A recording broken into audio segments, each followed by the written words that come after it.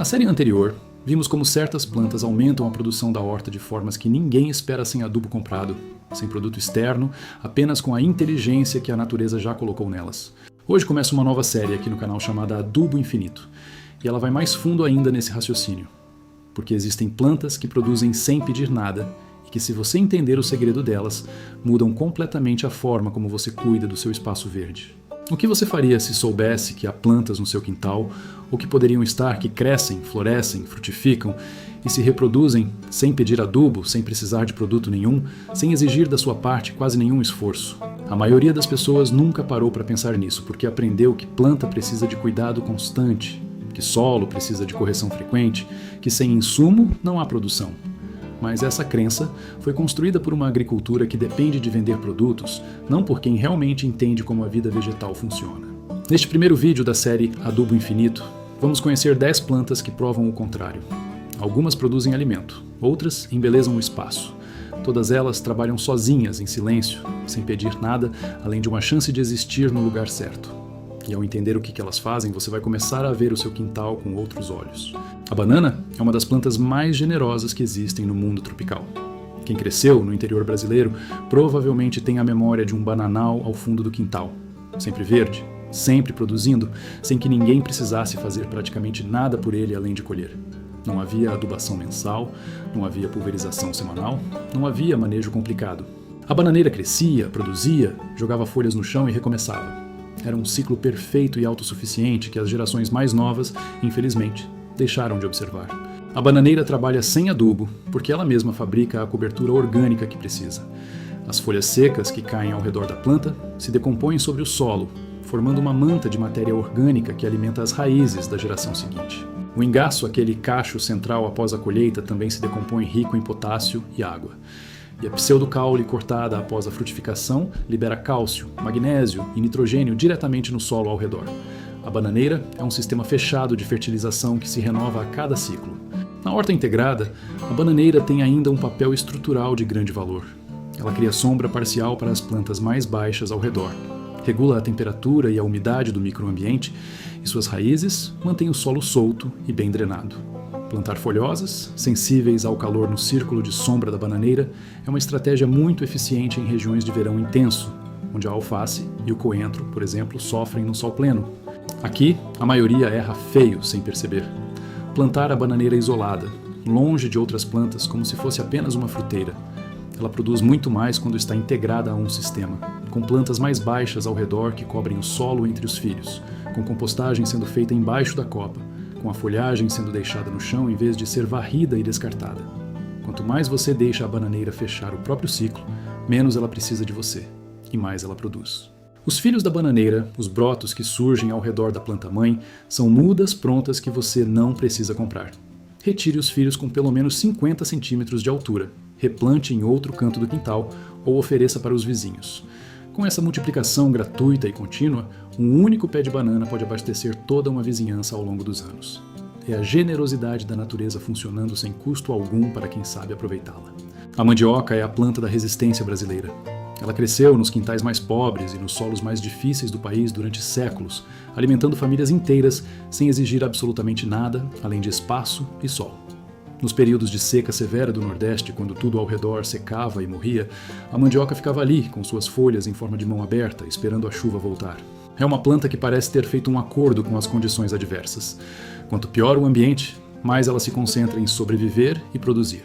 A mandioca trabalha sem adubo porque suas raízes finas e extensas estabelecem associações com fungos micorrízicos que captam nutrientes em toda essa extensão do solo ao redor. Ela extrai o que precisa de solos que seriam considerados pobres demais para qualquer outra hortaliça, e ao fazer isso, vai gradualmente melhorando a estrutura física do solo com suas raízes que penetram e expandem. Quando as raízes de mandioca apodrecem após a colheita, deixam canais que melhoram a drenagem e a aeração para as culturas seguintes. As folhas da mandioca caídas ou podadas são ricas em nitrogênio e se decompõem rapidamente em clima quente, alimentando o solo de forma constante. No Nordeste e no interior do Brasil, Era comum o uso das folhas de mandioca como adubo verde direto, enterradas ao redor das outras plantas. Essa prática ancestral, que as gerações mais velhas conhecem bem, é exatamente o que a agroecologia moderna redescobriu e documentou como eficaz. Na horta perene, a mandioca tem um papel especial como planta estruturante de bordas. Plantada nas extremidades do canteiro, ela protege o espaço dos ventos, cria microsombra para as culturas menores e impede a erosão do solo nas beiras. As hastes podadas podem ser diretamente enterradas no solo para nova propagação, não é preciso semente, não é preciso muda comprada, basta um pedaço de caule saudável com pelo menos 3 nós e o ciclo recomeça. Se fizer errado, o efeito é o contrário. Plantar a mandioca em solo encharcado ou com drenagem muito ruim. As raízes apodrecem antes de engrossar e o ciclo inteiro é perdido. A mandioca tolera seca com elegância, mas não tolera excesso de água nas raízes. Um canteiro levemente elevado, com boa drenagem natural, é tudo o que ela precisa para trabalhar por conta própria durante os 18 meses do seu ciclo. A primavera, o arbusto ornamental com flores coloridas, que na verdade não são flores, mas brácteas papeláceas, é uma das plantas mais resistentes e independentes que existem no Brasil. Quem tem mais de 50 anos certamente se lembra da primavera, nos muros das casas antigas, nas cercas das roças, nas bordas dos quintais. Ela crescia, floria abundantemente e resistia a tudo geada leve, seca, intensa, vento forte, solo pobre. Ninguém adubava, ninguém pulverizava, ninguém regava com regularidade. E ela continuava espetacular. A primavera trabalha sem adubo, porque desenvolveu ao longo de milênios a capacidade de extrair todos os nutrientes que precisa de solos pobres e rochosos, é originária das regiões áridas da América do Sul. Suas raízes são extremamente eficientes na captação de fósforo e outros minerais em concentrações baixas, o que a torna completamente autossuficiente em termos nutricionais em qualquer solo razoavelmente drenado. Ela não precisa que você adicione nada, ela mesma encontra o que precisa. Na horta perene, a primavera tem um papel valioso como barreira viva em locais de difícil acesso ou de passagem indesejada. Os espinhos da maioria das variedades criam uma cerca natural quase intransponível para animais e até pessoas. Plantada nas bordas do quintal onde você não quer intrusão, ela protege o espaço sem exigir manutenção. E, ao mesmo tempo, atrai beija-flores e borboletas com suas flores coloridas, contribuindo para a polinização das culturas ao redor. A terceira planta desta lista que quase ninguém usa da forma mais inteligente, e a primavera é justamente aquela cujo potencial de integração na horta fica sempre subutilizado. Ela pode ser conduzida em treliça sobre canteiros, criando um teto de flores que protege do sol intenso enquanto atrai polinizadores. Pode ser plantada em vasos grandes nas bordas dos canteiros. Pode cobrir muros e paredes quentes, reduzindo a irradiação de calor sobre as plantas próximas. São usos que a maioria ignora. A propagação da primavera por estacas é simples e gratuita. Corte um ramo semilenhoso com cerca de 20 centímetros, retire as folhas do terço inferior e plante em substrato levemente úmido. Em 3 a 4 semanas já aparecem raízes. Com esse método, você pode multiplicar a primavera indefinidamente, sem gastar nada com mudas. Uma estaca bem enraizada no lugar certo dura décadas florescendo sem parar, sem pedir nada, sendo exatamente o que uma planta de adubo infinito precisa ser. Conta pra gente aqui nos comentários, qual dessas plantas você já tem no quintal ou na varanda? E sabia de todo o potencial delas? A gente lê cada comentário com muito carinho. O calanchoe é uma suculenta que vive em praticamente toda a sala de estar e varanda do Brasil. É aquela plantinha de folhas carnudas e flores pequenas em laranja, amarelo, vermelho ou rosa, que dura meses, sem que ninguém preste muita atenção nela. A maioria das pessoas a mantém num vasinho decorativo, rega de vez em quando e não espera muito mais dela. Mas o calanchoe tem uma biologia fascinante, que o torna uma das plantas mais independentes e interessantes para quem cultiva em espaços pequenos. O calanchoe trabalha sem adubo porque armazena reservas de nutrientes e água nas folhas carnudas. Essa reserva interna garante que a planta continue crescendo e florescendo, mesmo em períodos de esquecimento completo da rega e da adubação. Ela regula o próprio ritmo metabólico de acordo com as condições disponíveis. Quando há recursos, cresce. Quando não há, economiza. Essa capacidade de autorregulação é rara e valiosa para quem tem uma rotina agitada e não pode dedicar tempo diário ao cuidado das plantas. Na varanda ou no quintal coberto, o calanchoe pode ser usado em composições com outras suculentas e plantas de baixo consumo hídrico para criar jardins que funcionam sem adubação por anos. Ao se autopropagar, pois produz pequenas plantas filhas na borda das folhas, que caem e enraizam sozinhas, ele vai cobrindo gradualmente o substrato do vaso ou do canteiro com novas plântulas. Esse tapete vivo de Kalanchoe é um exemplo perfeito de planta que trabalha sozinha e se perpetua sem ajuda. Aqui a maioria erra feio sem perceber. Manter o Kalanchoe em solo muito úmido e pesado, achando que ele precisa de muita água por ser tropical. A raiz do Kalanchoe apodrece com facilidade em solo encharcado.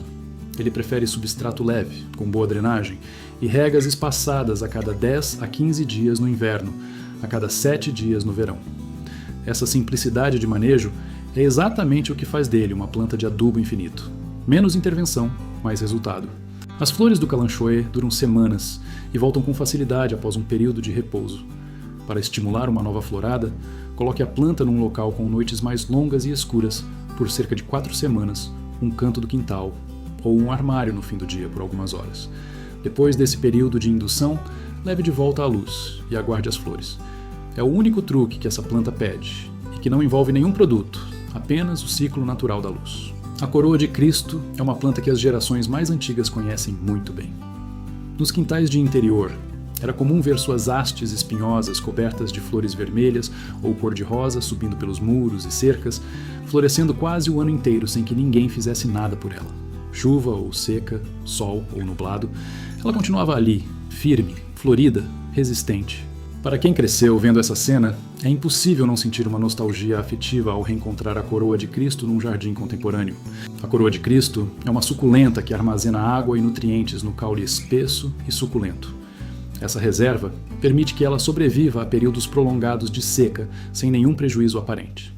Ela extrai do solo os poucos nutrientes que precisa, com uma eficiência impressionante, não exige adubação e raramente sofre com pragas. Os espinhos e o látex presente nas hastes afastam a maioria dos insetos herbívoros. É uma planta que literalmente se cuida sozinha. Na horta, a coroa de Cristo tem uma função prática como barreira espinhosa natural. Plantada nas bordas do quintal ou ao redor dos canteiros mais vulneráveis, ela impede a passagem de animais que poderiam danificar as hortaliças.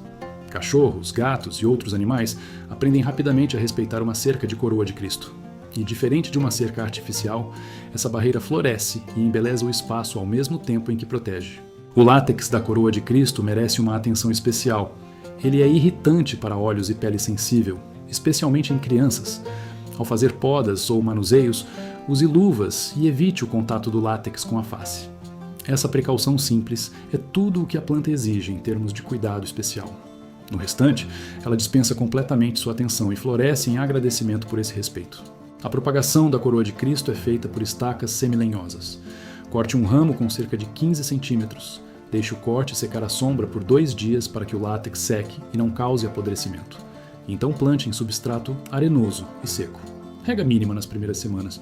Em 1 mês, as raízes já estarão formadas. Com esse método simples, você multiplica a coroa de Cristo gratuitamente e a distribui por todos os pontos do quintal, onde uma barreira viva e florescente seria bem-vinda.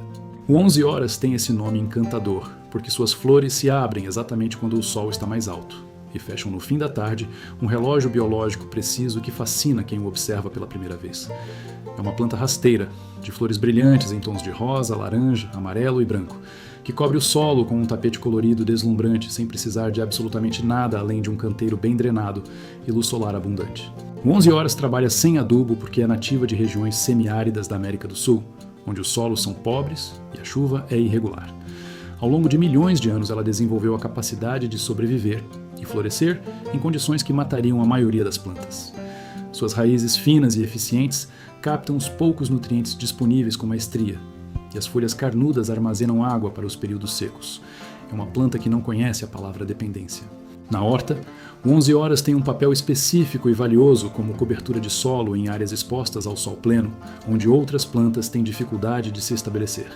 Canteiros de pedra, bordas de calçamento, áreas de terra exposta ao lado de caminhos. Esses espaços difíceis são transformados pelo 11 horas num tapete florido que impede a erosão, reduz o calor irradiado pelo solo e cria uma cobertura viva de baixíssima manutenção. Ele faz o trabalho de um paisagismo profissional sem custo algum. O 11 horas se autopropaga com facilidade por sementes que se dispersam naturalmente quando as cápsulas de fruto estouram. Deixe algumas plantas completarem o ciclo de floração e frutificação antes de remover, e o banco de sementes no solo garantirá uma nova geração no próximo período quente. Com essa reprodução espontânea, você tem uma cobertura viva que se renova sozinha a cada estação, sem replantio e sem custo.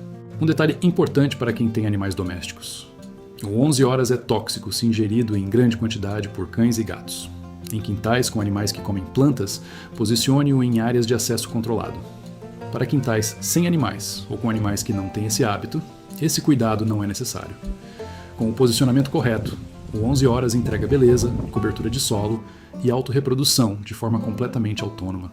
Se este primeiro vídeo da série Adubo Infinito já está te mostrando um jeito novo de olhar para as plantas do seu quintal, deixa o like. Agora ele ajuda demais o canal a crescer e alcançar mais gente. O lírio da paz é uma das plantas de interior mais populares do Brasil e também uma das mais mal aproveitadas.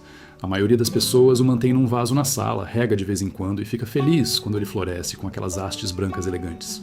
Poucos sabem que o lírio da paz é uma das plantas mais eficientes no mundo para purificar o ar de ambientes fechados e que, ao ser colocado em locais estratégicos da casa ou do quintal coberto, ele trabalha ativamente pela saúde do ambiente sem exigir nada em troca.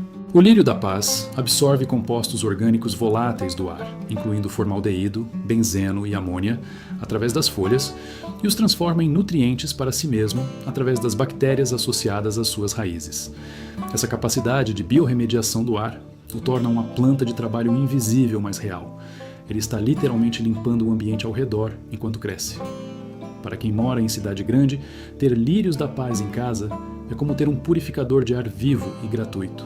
O lírio da paz trabalha sem adubo, por uma razão muito específica. Ele é nativo de florestas tropicais densas, onde o solo é coberto por camadas de folhas em decomposição que formam um humus rico e úmido. Ao cultivá-lo em substrato orgânico composto por folhas secas e terra vegetal, sem nenhum fertilizante industrializado, você está reproduzindo exatamente as condições naturais do seu habitat. Nesse substrato simples, ele cresce, floresce e vive por anos, sem precisar de correção alguma. Na varanda ou no jardim coberto, o lírio da paz tolera sombra intensa, com facilidade uma qualidade rara entre as plantas com potencial decorativo e funcional. Cantos escuros que receberiam apenas luz indireta são transformados por ele em espaços verdes e acolhedores. Suas flores brancas clareiam visualmente o ambiente e suas folhas largas e brilhantes criam uma presença vegetal marcante, sem ocupar muito espaço. Para manter o lírio da paz saudável por anos sem adubação, faça apenas uma renovação de substrato a cada 2 ou 3 anos. Retire a planta do vaso, retire 1/3 do substrato antigo e substitua por terra vegetal fresca misturada com folhas secas trituradas. Essa simples renovação orgânica recarrega os nutrientes disponíveis e a planta volta a crescer e florescer com vigor renovado. Sem fertilizante, sem produto, sem custo, apenas a matéria orgânica que a natureza já fornece. A Zamioculca é a planta das pessoas ocupadas. Ela foi apelidada de planta Zezé pelos americanos Zamioculcas zamiifolia. Mas no Brasil, todo mundo a conhece pelo visual inconfundível. Folhas ovais, verde escuro brilhante, organizadas em hastes arqueadas que surgem diretamente do solo. É uma planta que parece de plástico, de tão perfeita e constante, e às vezes as pessoas realmente pensam que é artificial, de tão lustrosa e sem defeitos que ela se mantém sem cuidado algum. A Zamioculca trabalha sem adubo porque armazena enormes reservas de água e nutrientes nos rizomas subterrâneos, aqueles nódulos engrossados que ficam enterrados no solo. Esses rizomas são verdadeiros depósitos de energia que a planta acessa nos momentos de estresse. Isso permite que ela sobreviva a meses sem rega, a anos sem adubação e a condições de luz extremamente baixas que matariam qualquer outra planta. É a definição de autossuficiência no mundo vegetal. No ambiente interno da casa ou escritório, a Zamioculca filtra partículas do ar e contribui para a umidade do ambiente, ao transpirar lentamente pelas folhas. Em ambientes com ar-condicionado constante que resseca o ar e causa desconforto, ter Zamioculcas ajuda a manter a umidade em níveis mais saudáveis de forma completamente natural. É um trabalho silencioso que ela realiza 24 horas por dia, sem nenhum custo de operação. Mas tem uma situação em que a Zamioculca não trabalha como esperado e que decepciona quem não conhece sua biologia: excesso de rega. A Zamioculca suporta meses sem água, mas não suporta solo constantemente encharcado. Os rizomas apodrecem rapidamente em excesso de umidade e a planta pode morrer em semanas apesar de parecer saudável por fora. A regra de ouro é simples: só regue quando a superfície do substrato estiver completamente seca ao toque, e mesmo assim, regue com moderação. A propagação da Zamioculca é lenta, mas gratuita. Corte uma folha com o pecíolo inteiro e enterre a base em substrato levemente úmido. Em alguns meses sim, Meses, ela tem seu próprio ritmo, surgirá um pequeno rizoma e depois as primeiras folhas novas. Essa lentidão faz parte da sua natureza de reserva e economia. Quem tem paciência com a Zamioculca é recompensado com uma planta que vai durar décadas, produzindo novos brotos, sem jamais precisar de produto algum. Se você ainda não está inscrito no canal, clica agora no botão de inscrição e ativa o sino. A série Adubo Infinito tem muito mais vindo por aí. E você não vai querer perder nenhum vídeo. A Calathea é uma planta que encanta quem a encontra pela primeira vez. As folhas têm padrões tão elaborados, listras, manchas, degradês de verde, roxo e creme, que parecem pintadas por um artista minucioso. E há um comportamento que fascina especialmente. Suas folhas se erguem à noite e baixam de dia, num movimento rítmico que as crianças adoram observar. No Brasil, ela é chamada carinhosamente de planta que reza, por conta desse movimento noturno das folhas. A Calathea trabalha sem adubo, porque é nativa do subbosque das florestas tropicais americanas, onde vive permanentemente na sombra do dossel e se alimenta da camada de matéria orgânica em decomposição que cobre o solo florestal. Cultivada em substrato rico em humus terra vegetal com folhas secas trituradas, ela encontra o mesmo ambiente que a natureza lhe oferece. Nesse contexto simples e orgânico, ela cresce, emite folhas novas e se mantém saudável por anos, sem nenhuma adubação química. Para quem tem uma área sombreada e úmida no quintal ou na varanda, naqueles cantos onde nada parece crescer bem, a Calathea é a resposta ideal. Ela transforma espaços de difícil aproveitamento em jardins internos de beleza exótica. Plantada em conjunto com o lírio da paz e a Zamioculca, ela completa um trio de plantas que trabalha sem adubação em condições de pouca luz, criando um jardim de interior completamente autossuficiente. A Calathea tem uma sensibilidade à qualidade da água que vale a pena conhecer. Ela não gosta de água com muito cloro ou flúor, como a da torneira em algumas cidades. Se as pontas das folhas começarem a secar e escurecer sem razão aparente, tente regar com água de chuva coletada ou com água da torneira deixada em repouso em recipiente aberto por 24 horas, para que o cloro evapore. Esse ajuste simples, sem produto algum, resolve o problema de forma definitiva. A propagação da Calathea é feita por divisão de touceira. Quando a planta fica muito grande para o vaso, retire-a com cuidado, divida os rizomas com as mãos ou com faca limpa e replante em vasos separados. Cada divisão se torna uma planta nova, completa e independente. Com essa multiplicação gratuita a cada 2 ou 3 anos, você nunca precisa comprar Calatheas novas e ainda pode presentear quem você gosta, com uma das plantas mais belas e independentes do mundo vegetal. A jaqueira encerra esta lista com a mesma autoridade que a bananeira a abriu, como um símbolo da generosidade tropical que trabalha sem pedir nada. Quem cresceu em quintal com jaqueira sabe o que é ter sombra densa no verão, frutas enormes, chegando sem aviso e um tronco que parece sempre maior do que era na última vez que você olhou. A jaca é uma fruta que intimida pela dimensão, mas que encanta pelo sabor, e a jaqueira é uma árvore que impõe respeito pela indiferença absoluta que tem com relação ao cuidado humano. A jaqueira trabalha sem adubo, porque é uma árvore de raiz profunda que acessa camadas do solo inacessíveis para a maioria das plantas. Ela extrai minerais de horizontes que nenhuma hortaliça alcança, e ao depositar suas folhas e cascas de frutos sobre o solo, devolve esses minerais na superfície, fertilizando gratuitamente tudo o que cresce na sua sombra. Ao redor de uma jaqueira adulta, o solo é naturalmente mais rico e mais vivo do que em qualquer ponto do quintal. A sombra da jaqueira é uma das mais densas e agradáveis que existem. Em quintais urbanos sem ar-condicionado, uma jaqueira bem posicionada a oeste da casa pode reduzir em vários graus a temperatura interna nos períodos mais quentes do dia. Essa função de resfriamento passivo tem um valor enorme que ninguém contabiliza, mas que quem tem a árvore conhece bem. É uma economia de energia que a árvore oferece gratuitamente durante décadas. As frutas da jaqueira são enormes, podem pesar 20, 30, 50 quilos e produzidas em abundância. As cascas e os caroços são ricos em matéria orgânica e minerais.